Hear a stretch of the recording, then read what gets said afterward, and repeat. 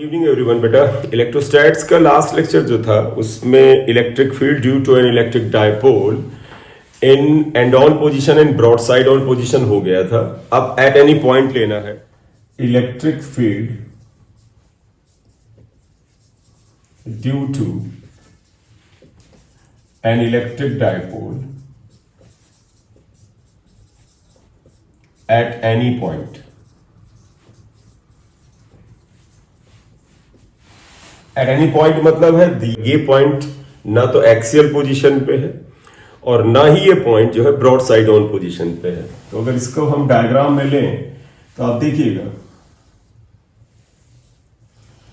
ये electric dipole का minus charge, ये प्लस चार्ज, इसका सेंटर यानी मिड पॉइंट होता है यहां। हम इस मिड पॉइंट से कुछ दूरी पर इधर एक पॉइंट लेते हैं कि भाई हमें इस पॉइंट पी पर इलेक्ट्रिक फील्ड चाहिए। इस पॉइंट के बारे में जानकारी क्या प्राप्त है, इसकी डिस्टेंस r है सेंटर से और इसका एंगल थीटा है। तो इसका मतलब p के जो पोलर कोऑर्डिनेट है वो r और थीटा है। r is the position and theta is angle, right. तो let p be the point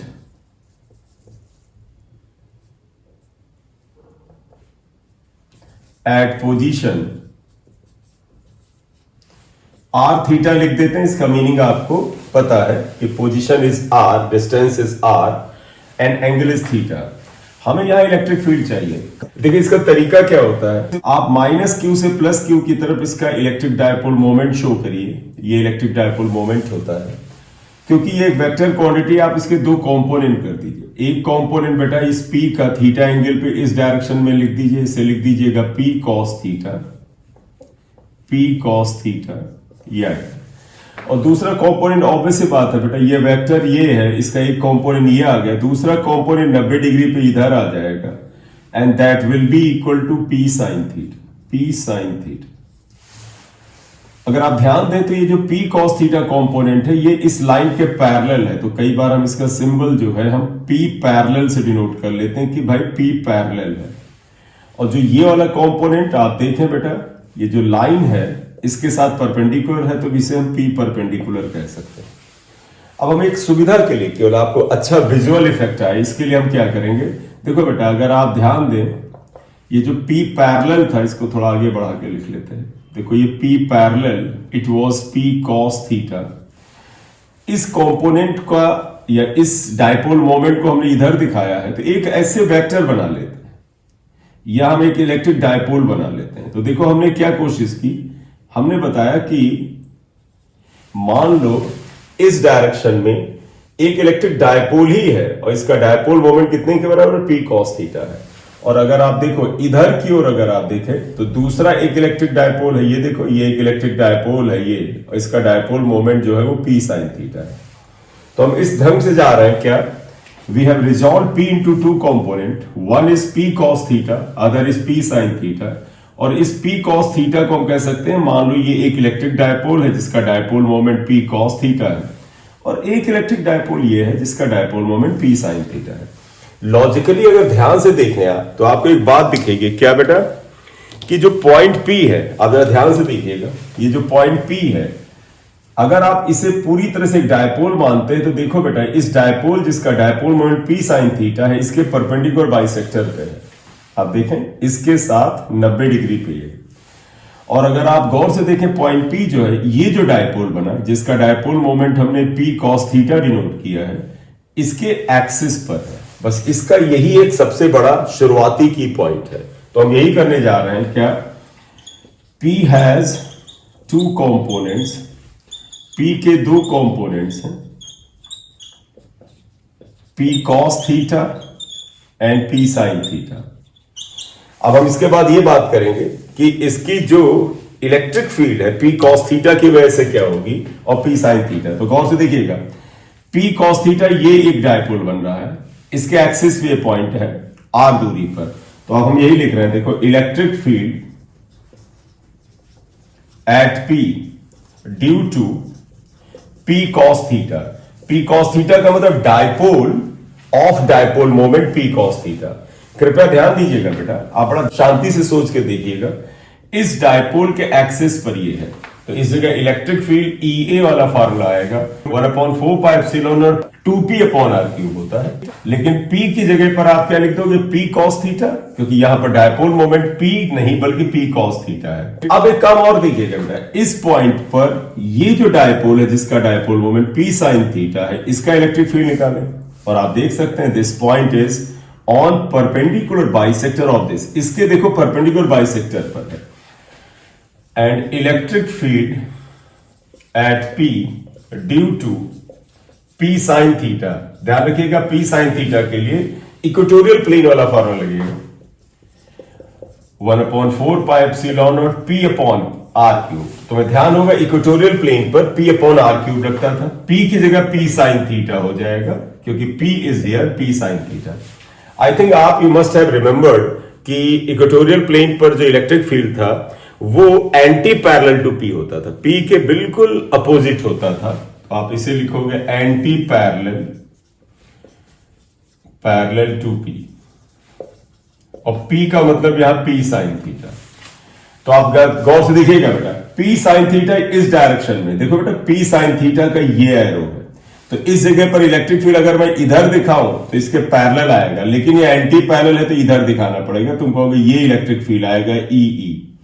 बोलिए बेटा, इतनी बात clear? Excuse me sir. Sir तो फिर हम नेगेटिव साइन लेंगे इसमें? नहीं, क्यों लेंगे?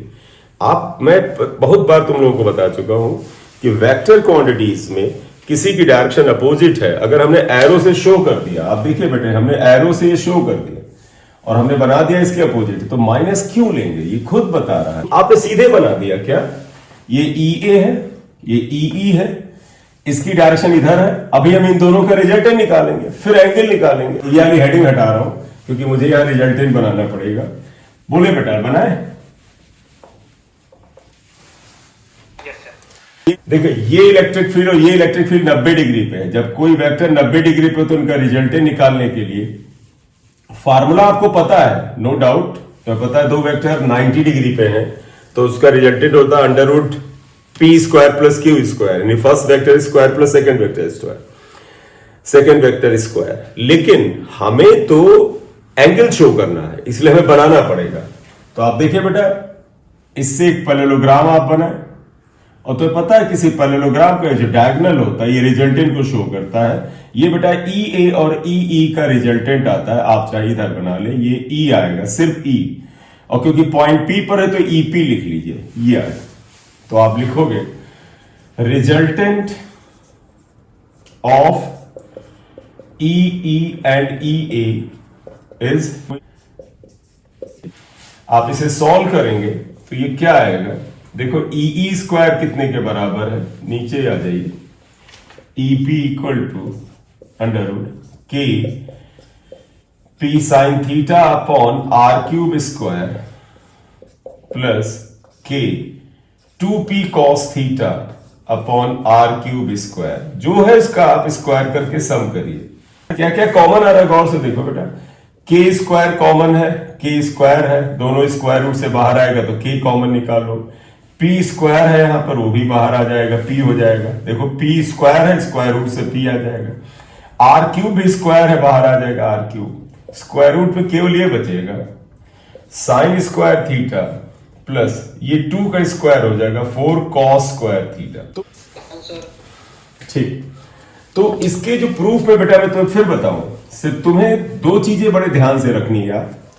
एक तो डायग्राम तुम्हें बनाना आना चाहिए, और दूसरा आपको क्या आना चाहिए कि अभी इनसे ये रिजल्टेंट को रिलेटेड जो एंगल निकालते हैं, अभी एंगल निकालेंगे tan थीटा, वो आएगा, वो तुम्हें डायग्राम में दिख जाएगा। तो आप देखिएगा, फिलहाल हम रिजल्टेंट निकालते हैं। साइन स्क्वायर थीटा को 1 माइनस कॉस स्क्वायर थीटा लिख लेते हैं प्लस 4 कॉस स्क्वायर थीटा।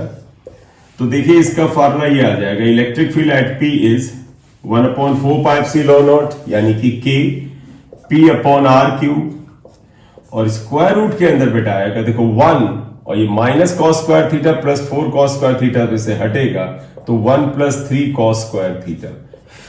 ये आंसर आ रहा है इलेक्ट्रिक फील्ड का। तो इसे नोट कर लो बेटा, थोड़ा सा यहां पर और हमें एंगल में बात करनी है। इस ट्रायंगल को, इस पॉइंट को P लिया था, आप इस पॉइंट को अगर आप चाहे तो A ले लें और इस पॉइंट को B ले लें।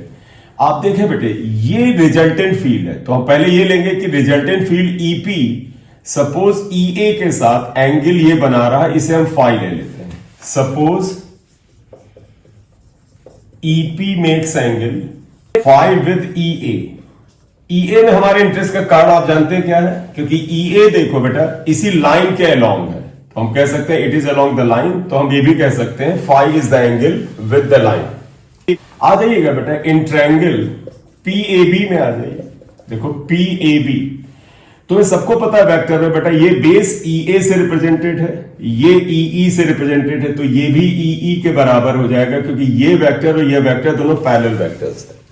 तो इस ट्रायंगल में अगर आप देखें तो tan फाई इक्वल टू होता है परपेंडिकुलर अपॉन बेस। देखो tan phi is perpendicular upon base, तो ईई अपॉन ईए आ जाएगा।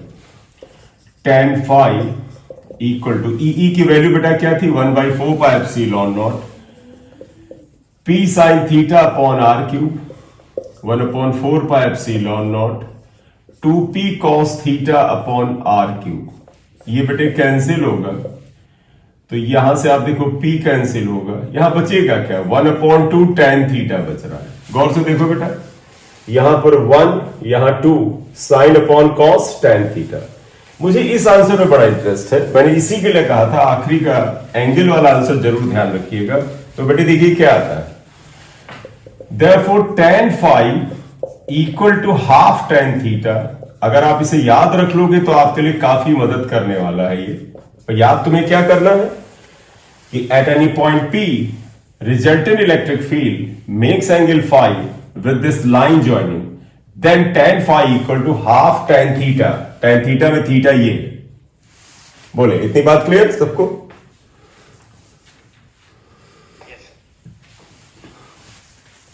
एक काम करते हैं, फाई अगर हम निकाल लें तो tan इनवर्स हो जाएगा बेटा। देखो फाई करें तो ये tan इधर जाके tan inverse half tan theta हो जाएगा। ये इक्वेशन 3 स्टार ले लें, ये आ गया। अगर आपसे ये कहा जाए कि इस नेट इलेक्ट्रिक फील्ड ने इस एक्सिस के साथ कितना एंगल बनाया, तो फाई आ गया। लेकिन अगर मैं इसको आगे की ओर प्रोड्यूस कर दूं, यहां ले जाऊं और मैं कहूं ये एंगल कितने के बराबर हो, मान लीजिए इसे हम बीटा मान लेते हैं। अब इस एंगल की खूबी क्या है बेटा, देखो ये डायपोल मोमेंट इस डायरेक्शन में, देखो इस इलेक्ट्रिक डायपोल का डायपोल मोमेंट P इस डायरेक्शन में, तो ये लाइन डायपोल मोमेंट की डायरेक्शन में। तो अगर आपसे पूछें what is the angle made bye resultant field with the axis of the dipole with the dipole moment of the dipole, तो आपको बीटा निकालना पड़ेगा। और अगर आप ध्यान से देखें तो यहां पर मैं इस लाइन के पैरेलल अगर इस जगह पे लाइन खींच दूं, चलिए ये मैंने खींच दिया, तो अगर ये एंगल थीटा है तो देखो बेटा ये एंगल थीटा आ गया, ये थीटा आ गया। और बेटा फिर देखिएगा बेटा, ये वाली लाइन ही हमने बैकवर्ड बढ़ा के हम यहां लाए हैं, इसका मतलब ये जो पूरा एंगल आया यहां तक ये बीटा के ही बराबर है, that is equal to theta plus phi. तो beta is actually theta plus phi. तो अब यही ले रहे हैं, let beta is angle made by EP with dipole moment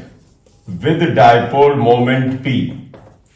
then आप देखिएगा beta equal to theta plus phi आ जाता है, तो beta equal to theta plus phi. ठीक, ये पोर्शन लेफ्ट वाला सब ने कॉपी कर लिया, इस क्वेश्चन स्टार को इसे हटा लें। जो लास्ट इक्वेशन आई है, जो बेटा लास्ट इक्वेशन आई है 4 स्टार, इसमें आप ऐसा करो बेटा, थीटा इज थीटा, मतलब देखिए थीटा को ऐसे ही रहने दो क्योंकि ये दिया होता है थीटा एंगल। फाई अननोन था क्योंकि ये तो एक तरह से अननोन है, तो यहां पर फाई की ये वैल्यू रख दो, ये वाली। तो therefore beta is equal to theta plus phi can be replace by tan inverse half tan theta. तो अगर आप इस फार्मूले को ध्यान दें तो ये हमारे डेरिवेशन के अंदर जो एंगल दिया गया था थीटा, उसी की टर्म में आंसर आया है, theta plus tan inverse half tan theta, ये आंसर आया। करेक्ट बेटा? यस। ठीक, ये काफी इंपॉर्टेंट है, ये आंसर इस फॉर्म में भी बड़ा इंपॉर्टेंट है, इसकी भी काफी हेल्प मिलती है आपको इसको ध्यान रखने में। और ये तो सुप्रीम आंसर है, tan phi equal half tan theta, ये तो सुप्रीम है बिल्कुल। क्लियर बेटा? यहां पर हमने बेटा electric field due to an electric dipole at any point of the dipole लिया है और इसका क्या क्या पार्ट इंपॉर्टेंट मैंने बता दिया है। आप इसे नोट कर लें, फिर रेस्ट पार्ट जो है आगे torque of N electric dipole करने जा रहे हैं। नोट करें इसे बेटा।